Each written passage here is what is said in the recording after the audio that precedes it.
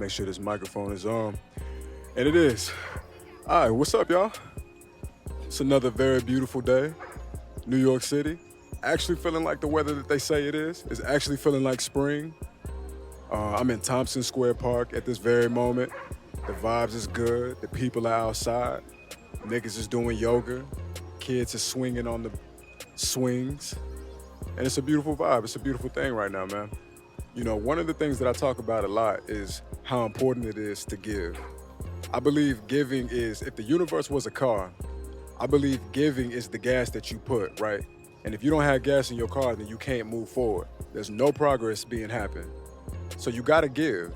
Giving is the thing that keeps you thriving. It's the thing that keeps you excited about life. When you expect to receive all the time instead of giving, I feel like it puts you in a place of negativity, right? It's like putting your universal bank account in a deficit immediately. Because when you expect things, a couple things can happen from that.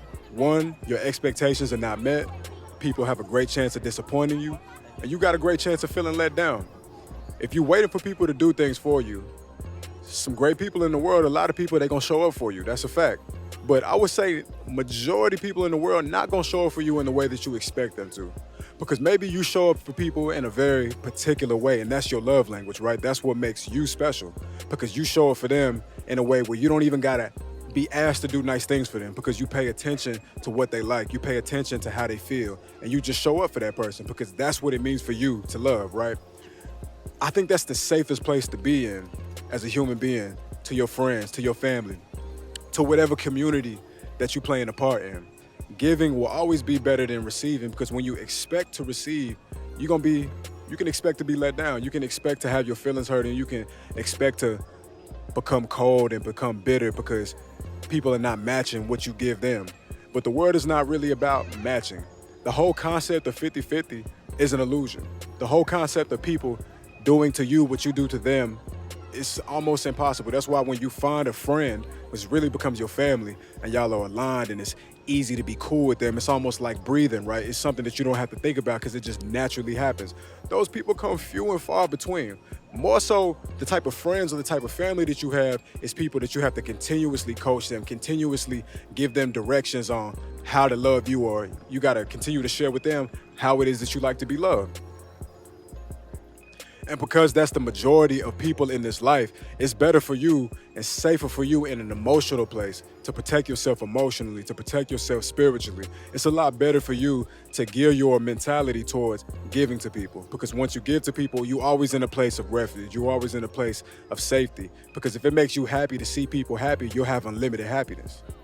If it makes you happy to see people happy by giving, they haven't even done nothing for you, but you go out of your way to bring them coffee. You go out of your way to make them dinner. You go out of your way to write them a letter, or to do that one thing that you know that will make them very, very happy. You'll have unlimited happiness because your happiness is not attached to what somebody has to do for you.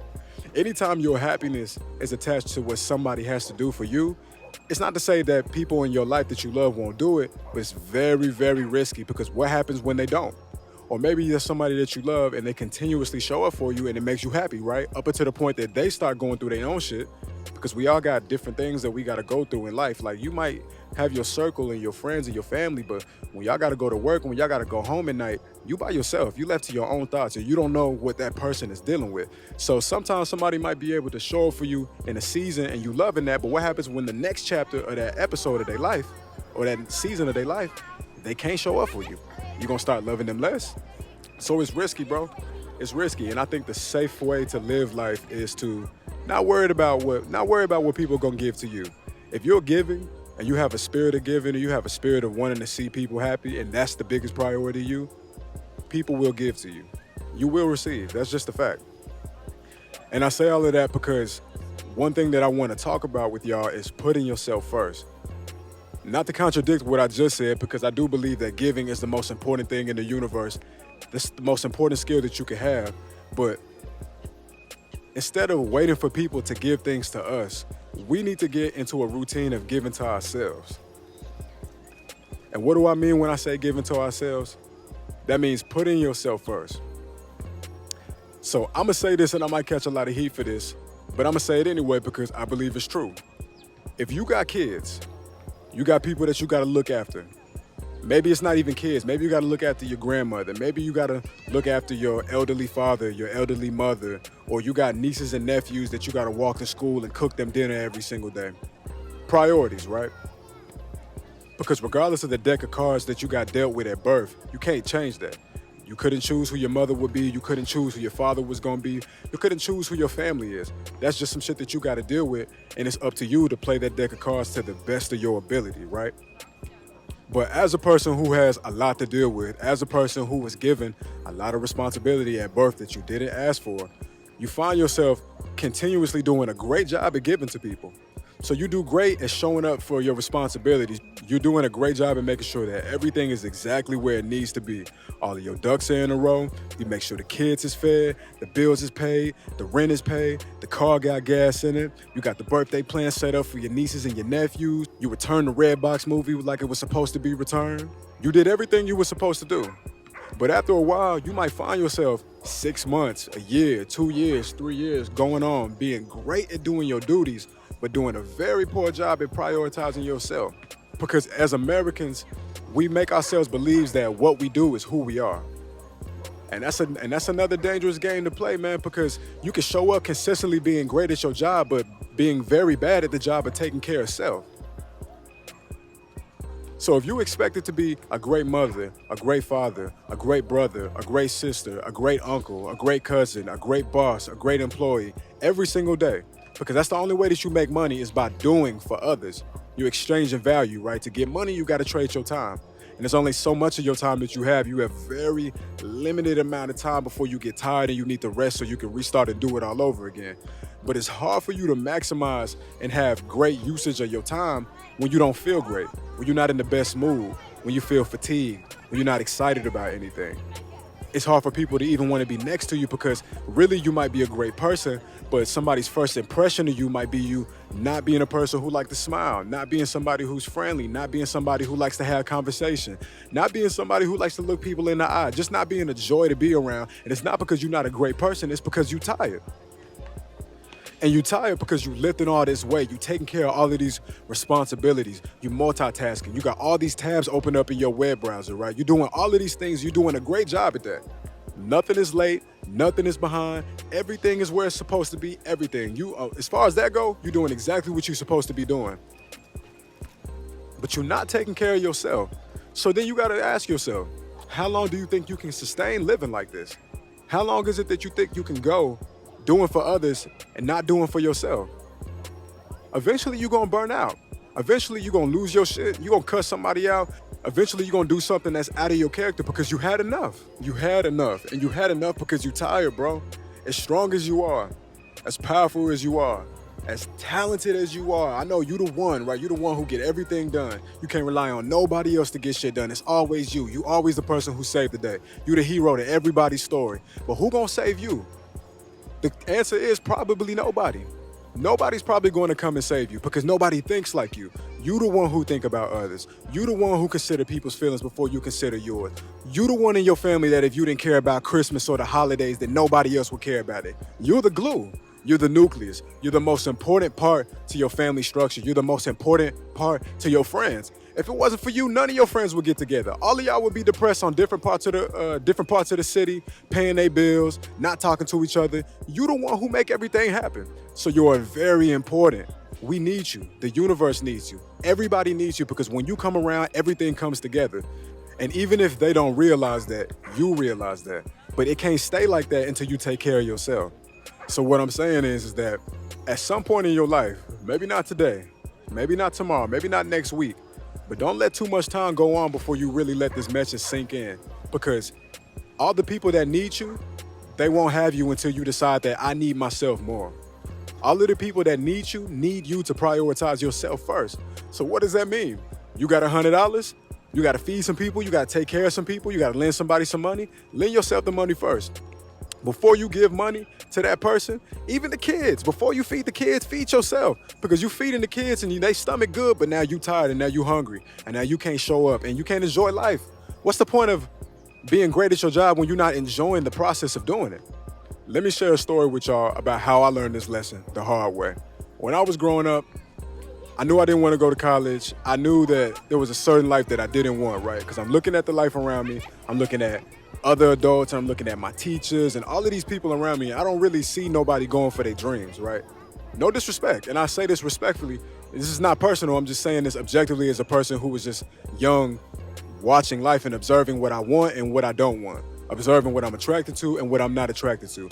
I'm looking at all of these people not chase their dreams, right? Not being fulfilled, not really getting to a place where they like happy for real because they're not doing what they love to do.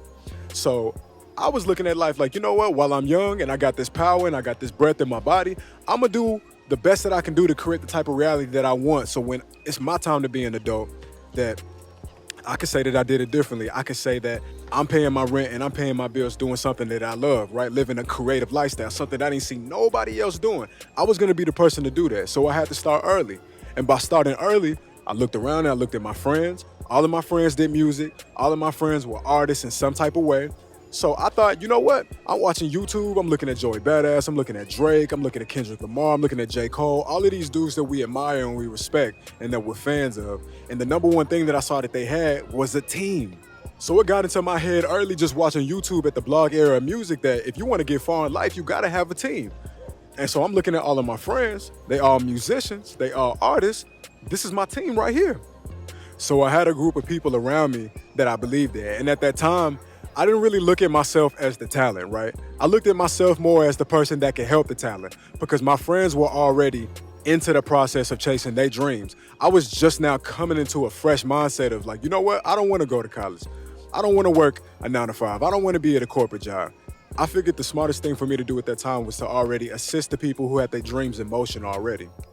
Anything that I could do to help my friends to make their dreams come true, that's what my whole life was about. Because they had already took the first step that people usually never take. They had already did the scary work and they took a chance on themselves.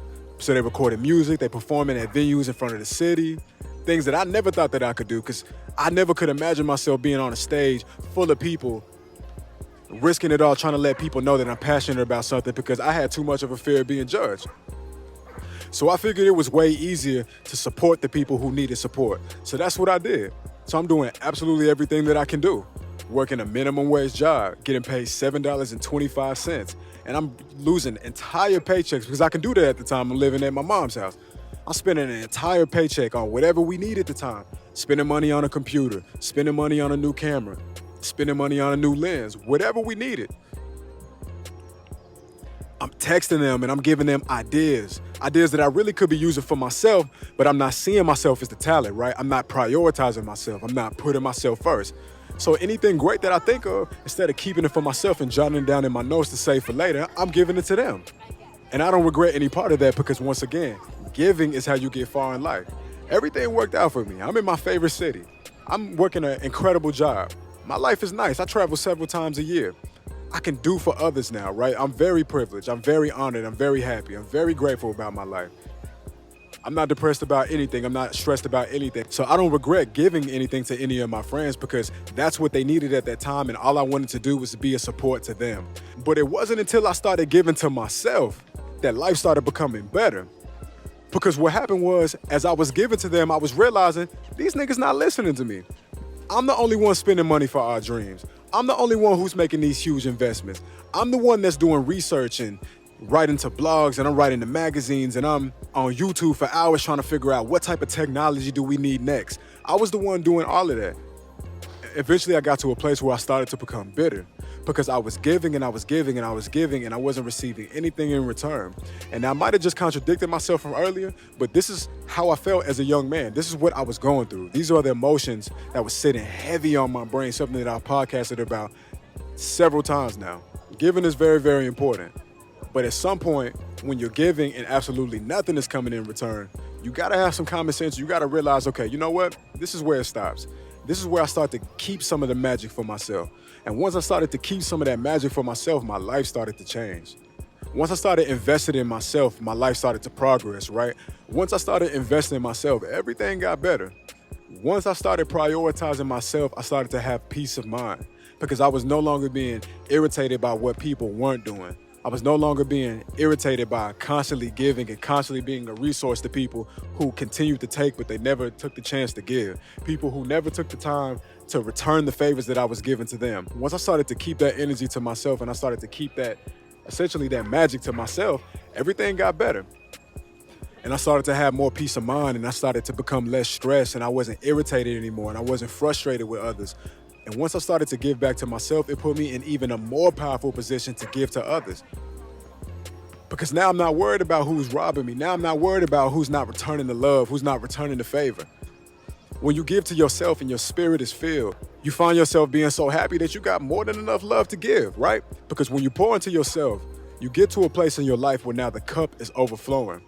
And the cup overflows because the cup can't hold anything anymore. So I got to a place where I prioritized myself and I couldn't hold the blessings anymore. I had more than enough. So when you prioritize yourself, it's easy for you to give. It's easy for you to pour into another person. It's easy for you to share because you have more than enough. When you don't have more than enough, you don't have enough for yourself, but you find yourself giving to others anyway. And it's because you have a loving heart. It's because you're a good person. It's because you want the best for people. And that's a beautiful thing. There's absolutely nothing wrong with that. But until you can manage your life to a place where your cup is overrunning, you don't got enough to give to others. Until you got enough where it's flowing over the ridges, till it's flowing over the cup, till you've maxed out the capacity, you don't have enough to give to another person. And as long as you're giving to another person when you don't have enough for yourself, you always gonna come up empty. You always gonna come up short. So that's what I gotta say to y'all today, man. That's the message. That's the teaching. I hope it's valuable to somebody. I hope it can help somebody. I hope it can be resourceful to somebody. I hope this is a blessing to somebody. And if it is, please leave a comment, share it with me, holler at me. Let's start a dialogue about it. Share it with your friends. Share this with somebody you know who needs it. Because as a person who needed it himself, I know there are other people who are just like me. I can't be the only one. And with that being said, I'm out of here, man.